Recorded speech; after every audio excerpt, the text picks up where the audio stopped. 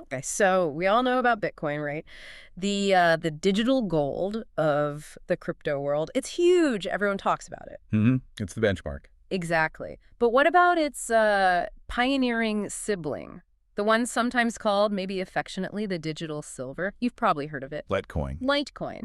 But do you really know the full story behind it? It's got quite a history. It really does. So today, we're doing a deep dive into the honestly fascinating journey of Litecoin and the brilliant mind behind it, Charlie Lee. Yeah, he's a key figure. We're going to unpack its origins, really explore its unique role in the whole crypto ecosystem, and kind of dig into why it's still relevant, but also, sometimes controversial today. Definitely controversial at times. And we've pulled together quite a stack of sources for this. We're looking at its early history, the tech side, current market stuff, and even some pretty recent regulatory perspectives from the EU. And that last part, the regulatory angle, is really important because, well, as you'll see, understanding these different viewpoints, the nuances, it's absolutely key if you want to be properly informed in this space. Right. It's not always straightforward. Not at all. Often quite complex. Okay, so let's start right at the beginning then. Who is Charlie Lee? What's his story?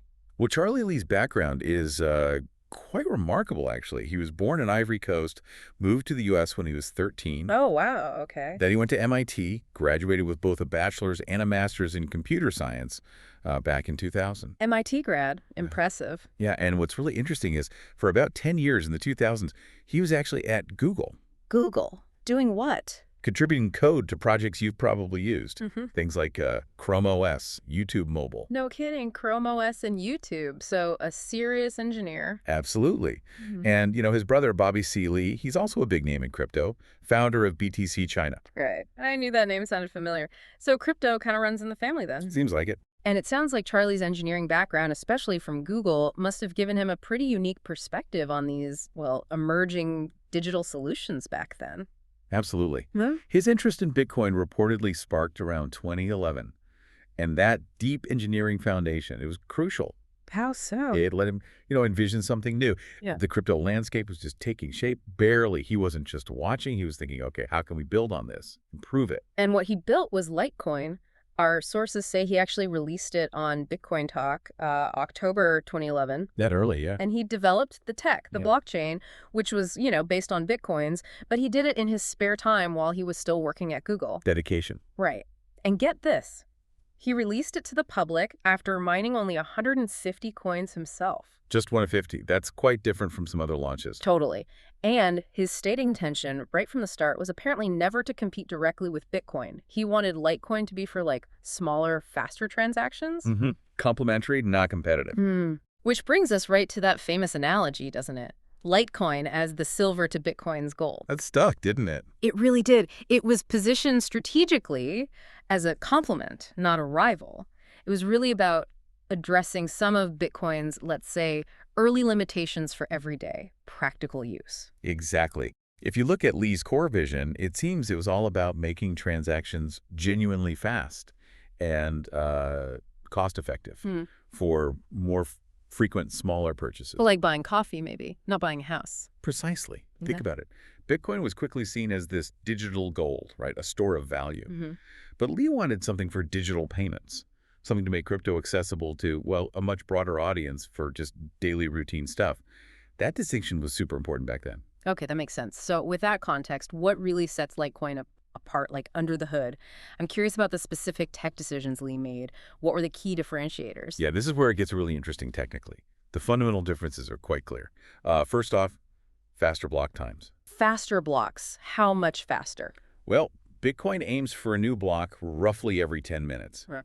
Litecoin targets just 2.5 minutes. 2.5 minutes. Okay. Which means, your transactions on Litecoin can get confirmed 4 times quicker. Wow, 4 times quicker. That must have felt like light speed compared to Bitcoin in those early days. It really did. It was a significant improvement for usability. Second, Litecoin uses a different hashing algorithm for its proof of work. Proof of work, that's the mining part, right? Securing the network. Exactly. That system where miners solve complex puzzles to validate transactions. Bitcoin uses SHA-256. And Litecoin? Litecoin chose Scrypt. Ah, Scrypt. Wasn't that a big deal at the time, the choice of Scrypt? Why did they pick that? It absolutely was a big deal. Initially, Scrypt was chosen because it's memory intensive. The aim, or hope, was to prevent the dominance of specialized mining hardware. The ASICs. Yeah, exactly, the ASICs. The idea was to try and keep mining more accessible to individuals using regular computers, GPUs even. So a more democratic approach to mining. That was the philosophy, yeah. A stand for decentralization, trying to stop big players from just cornering the market immediately. Although, the hardware arms race eventually caught up, and Scrypt ASICs were developed too. Right, that always seems to happen, but it shows the early thinking. What else? Okay, third big difference. Litecoin has a much higher maximum supply, 84 million coins. Compared to Bitcoin's 21 million. Right, 4 times larger. The thinking there was to make individual Litecoins feel, well, more affordable psychologically, maybe better suited for those smaller daily transactions. Makes sense, lower unit price. Fourth, just like Bitcoin, Litecoin has halving events. The block rewards the new coins miners get, they get cut in half, roughly every 4 years. Okay. Or more precisely, every 840,000 blocks. The last halving was in 2023, cut the reward down to 6.25 Litecoin per block. Helps reinforce scarcity. Right, controls inflation. And I remember hearing about a big privacy upgrade too, MWEB. Yes, that's the fifth key one. MimbleWimble Extension Blocks, MWEB. That was a really significant upgrade activated back in May 2022. What does it do exactly? It adds optional privacy features. It works by obscuring the transaction amounts and the sender-receiver addresses. Oh, interesting. Optional, though. Optional, yes. But it really enhances fungibility. Makes each coin more interchangeable, harder to trace individually, more like, physical cash in that sense. Okay. And finally, there's this merged mining thing with Dogecoin, which always sounded kind of wild to me. How does that work? Yeah, it's pretty clever, actually. Since September 2014, Litecoin has been merge mined with Dogecoin. They use something called auxiliary proof of work, or AUPAO. So miners mine both at once? Essentially, yes. It allows miners to use their computing power to secure both the Litecoin and Dogecoin networks simultaneously. And they get paid in both? They earn Dogecoin as a bonus on top of their Litecoin rewards. It's smart because it enhances security for both chains, more hashing power overall, and gives miners an extra incentive. Huh. And sometimes that Doge reward is worth more. It can be, yeah. As of April 2025, there were times when the Dogecoin rewards could actually exceed the Litecoin fiat value for those miners. Wow. Okay. That's quite an ecosystem they built there. It is. And what's really remarkable, beyond its own features, is Litecoin's role as a kind of a testbed for major blockchain innovations. A testbed? How so? Well, take Segregated Witness, SegWit. You've probably heard of that for Bitcoin. Yeah, the scaling upgrade. Right. Well, Litecoin was actually one of the first major cryptocurrencies to integrate SegWit way back in 2017. This upgrade, which boosted efficiency and scalability, was later adopted by Bitcoin after it proved successful on Litecoin. So Litecoin took the risk, proved it worked, and then Bitcoin adopted it. Pretty much, yeah. It served as a real-world proving ground. And similarly with the Lightning Network. The second layer payment channel thing. Exactly. Litecoin activated the Lightning Network swiftly, December 2017. Again, enabling near-instant, super low-fee transactions. And again, it served as a vital testbed for Bitcoin's later integration. So Lee was pushing these upgrades. Charlie Lee himself often argued for it. He'd say, when the Bitcoin network gets congested and fees spike, you could use Litecoin to onboard onto the Lightning Network more easily.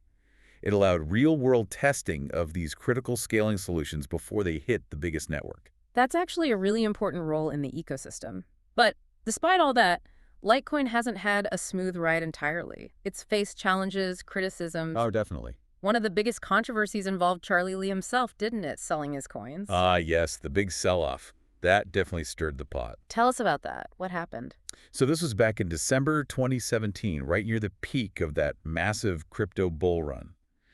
Charlie Lee announced he had sold or donated almost all of his Litecoin holdings. Almost all of them. Why? He said it was because of a perceived conflict of interest. He argued that, his tweets, his public comments could inadvertently influence the coin's price, and he didn't want that responsibility or appearance. He apparently kept just a few physical collectible Litecoins. Okay, conflict of interest. But the timing, right near the peak, that looked bad to some people. Exactly. It drew significant criticism. People threw around accusations of cashing out, selling the top. It definitely impacted trust, not just in Lee, but in Litecoin itself for a while. Yeah, I can see how that would. It sparked a big debate too, didn't it, about founders and decentralization? It absolutely did. A really crucial ongoing debate in crypto. Can a project truly be decentralized if the founder's actions can sway the market so dramatically? Even if their intentions are good, it highlights the immense influence a founder can have. A really thorny issue. And that debate does continue. Beyond that specific event, Litecoin's also faced criticism about, its pace of innovation, right? Yeah, that's another one.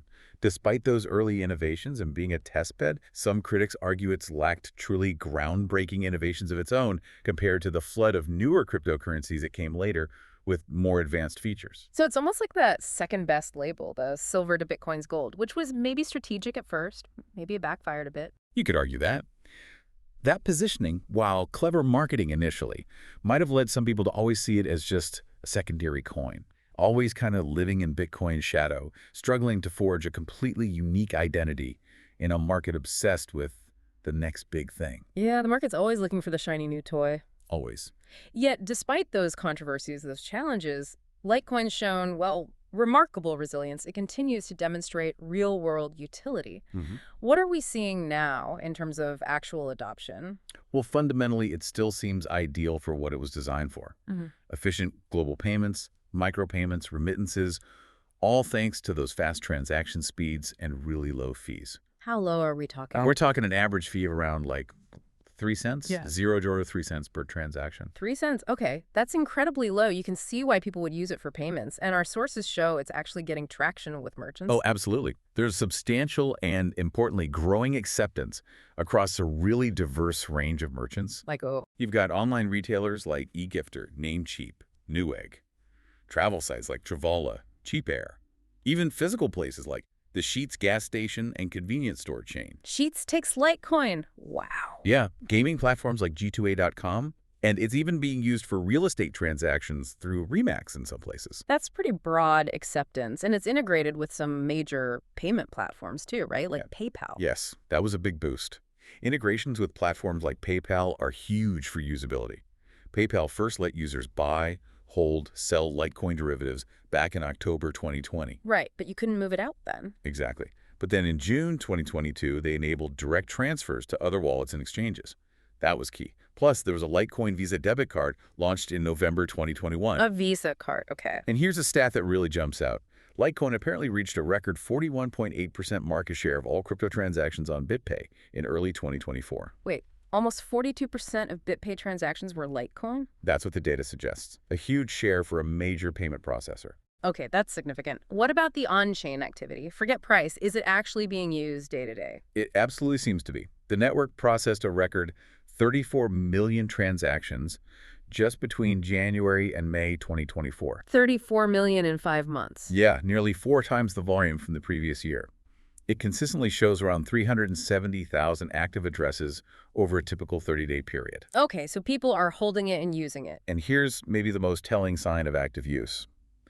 In a recent month, Litecoin's total transaction volume, the value moved on the network, was about $10.27 billion. $10 billion.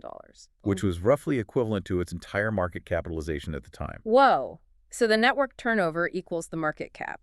That implies it's really being used as money, not just held as an investment. That's exactly what it suggests. High velocity, indicating active use as a medium of exchange. Interesting. And looking beyond retail users, what about bigger players? Is there growing institutional interest in Litecoin? Yes, there definitely seems to be momentum there. For instance, MEI Pharma, which is listed on NASDAQ. A publicly traded company. Yeah.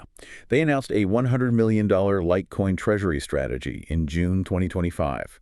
That was a landmark, the first time a company on a major national exchange formally put Litecoin in its treasury. And Charlie Lee actually joined their board of directors. Wow, $100 million in Lee on the board. That's a massive vote of confidence. What about an ETF? We hear about Bitcoin and Ether ETFs.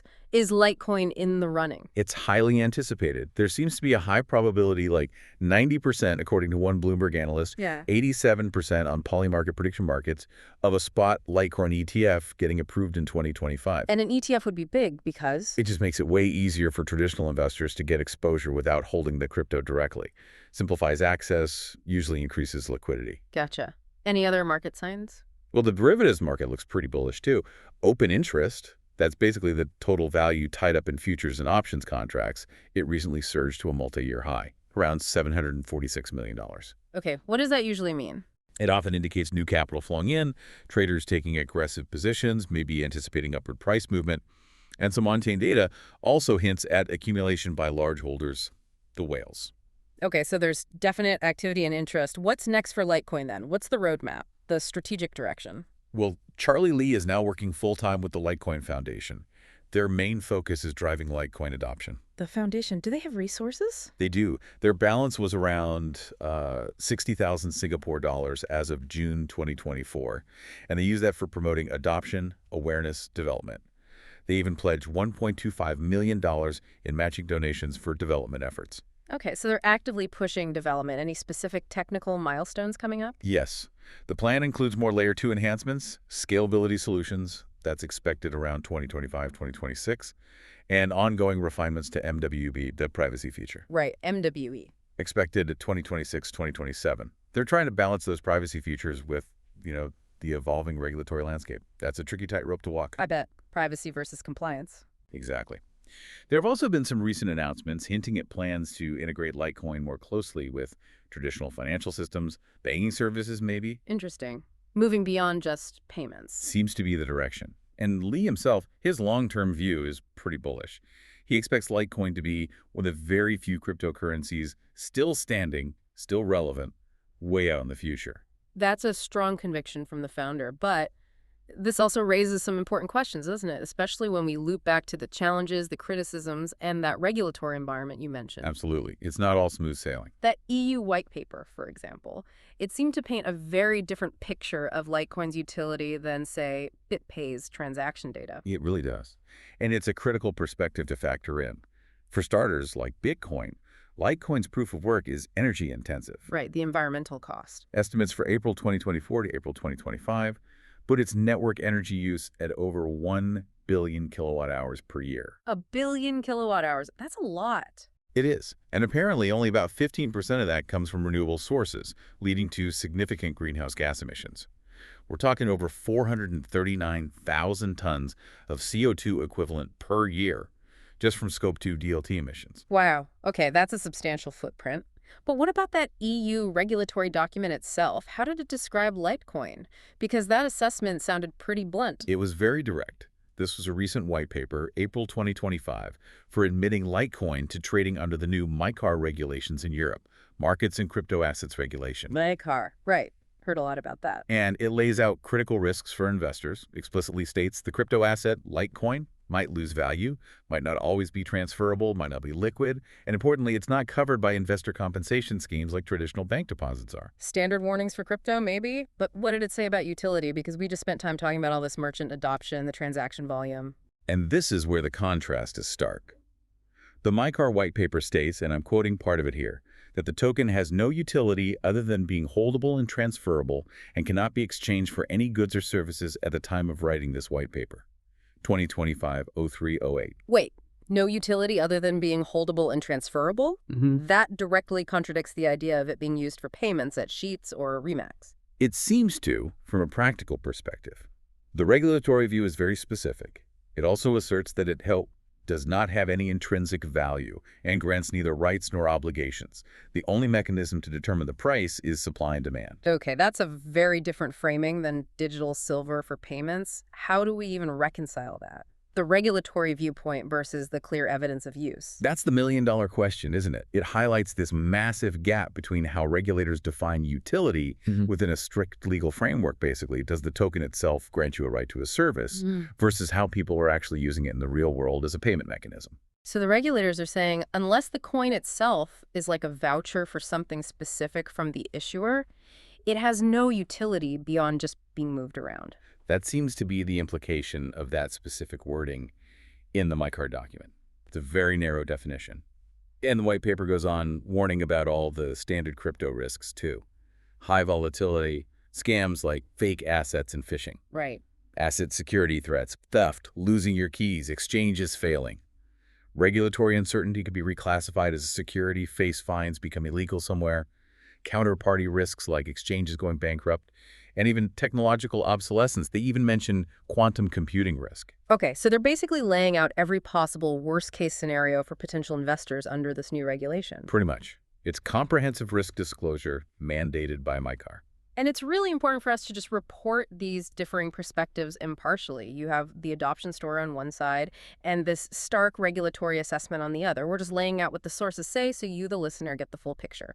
Absolutely. It's crucial to see both sides.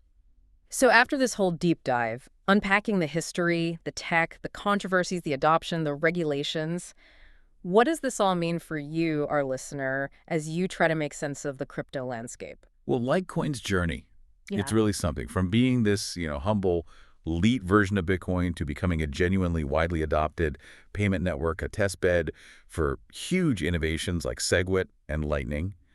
And doing all that while navigating some serious controversies and now these evolving, sometimes challenging regulatory frameworks, it's a real testament to its resilience. It definitely hasn't faded away. Not at all. But here's maybe a final thought to chew on. With these new regulations like MiCA coming in and defining its utility in such specific, arguably restrictive terms, what's Litecoin's most enduring legacy going to be? Will its practical payment utility, the thing it was designed for and seems to be delivering on, continue to drive its growth, even with regulatory headwinds? Or will its historical role as that crucial technological proving ground for Bitcoin and the broader crypto space ultimately be what defines its place in history? Utility versus innovation legacy. Exactly. Which one will ultimately matter more? It's a really fascinating question, and honestly, one we'll all just have to keep watching unfold.